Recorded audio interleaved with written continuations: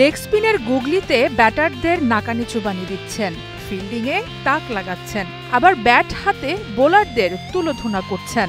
Afghanistan series শেষে মিরপুরে এসে ফিল সিমন্স বলেছিলেন, ওয়েস্ট ইন্ডিজ দলে তো রাশিদ খান নেই, চিন্তা কিছুটা কম। বাংলাদেশ সফর শেষ হবার পর ওয়েস্ট ইন্ডিজ হয়তো বলবে, পরের সিরিজে ভাগ্যিস রিশাদ নেই। তাই রিশাদ হোসেনকে নিয়ে গর্ব করতেই পারেন অধিনায়ক মিরাজ।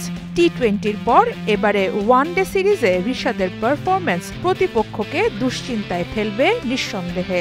আপনি দেখেন যে রিশাদ যেভাবে বোলিং করেছে এবং ও যেভাবে লাস্ট 2-3 বছর একটা জায়গায় এসেছে, এটা আমাদের দেশের জন্য অনেক একটা ব্লেসিং। এই তো কদিন আগে বাংলাদেশ ক্রিকেট দলের জন্য একটা স্বপ্নের মতো ছিল একজন লেগ স্পিনারকে পাওয়া।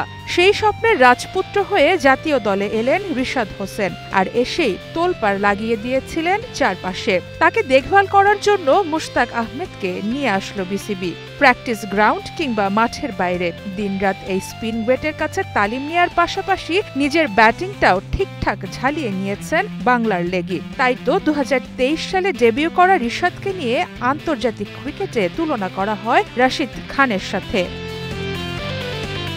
কেনই বা করবে না? 2024 টি-20 বিশ্বকাপে রাশিদের সমান 14 উইকেট নিয়েছিলেন রিশাদ। এরপর ডাক পেলেন পিএসএলে। টি-20-তে রিশাদ এক্স ফ্যাক্টর বনে গেলেন রাতারাতি, কিন্তু ওয়ানডেতে ঠিক নিজেকে মেলে ধরতে পারছিলেন না।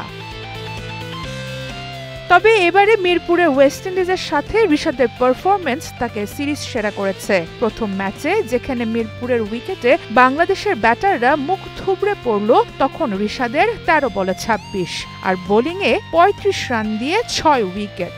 দ্বিতীয় ম্যাচেও রিশাদ 3, 4 আর 3 ছক্কায় 14 বলে 39 করে দলের রান 200-র কোটায় নিয়ে গেলেন। পরে নিলেন 3 উইকেট। তৃতীয় ম্যাচে ব্যাট না হাসলেও বল করেছেন ঠিকঠাক, আবারও ঝুলিতে পুড়েছেন 3 উইকেট। সব মিলিয়ে দর্শক আর ক্রিকেট বোদ্ধাদের একটাই কথা, রিশাদ হোসেন ইউ বিউটি।